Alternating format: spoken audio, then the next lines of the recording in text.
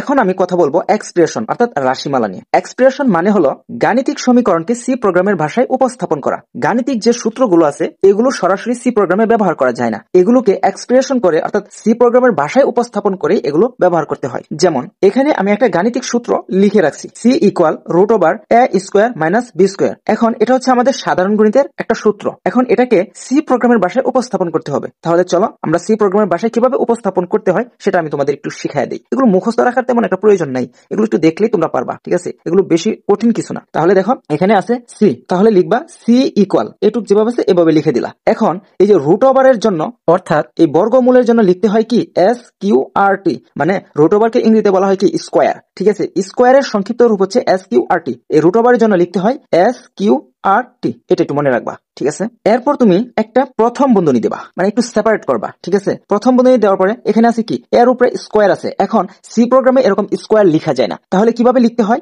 এই এ স্কোয়ারকে লিখতে হয় এ ইন্টু এ, অর্থাৎ এরকম ভেঙে ভেঙে লিখতে হয়, ঠিক আছে? তোমাকে যদি বলে তাহলে এ টু দি পাওয়ার 4 কিভাবে তৈরি করবা, তাহলে তুমি এভাবে তৈরি করবা এ ইন্টু এ ইন্টু এ ইন্টু এ, এরকম ভাবে 4 বার একে লিখতে হবে এবং মাঝখানে গুণ চিহ্ন দিতে হবে, ঠিক আছে? তাহলে এ স্কোয়ারের জন্য লিখবা এ ইন্টু এ, মাইনাস চিহ্ন যেভাবে আছে সেভাবে রেখে দেবা। এরপর হচ্ছে কি বি স্কোয়ার, তাহলে লিখবা বি ইন্টু বি। এই দেখো গাণিতিক সমীকরণটাকে সি প্রোগ্রামের ভাষায় উপস্থাপন করে দিলাম, এটাকে বলা হয় এক্সপ্রেশন। আমি তোমাদেরকে আরো উদাহরণ দেখাবো, তাহলে তোমরা আরো ক্লিয়ার হয়ে যাবা, ঠিক আছে?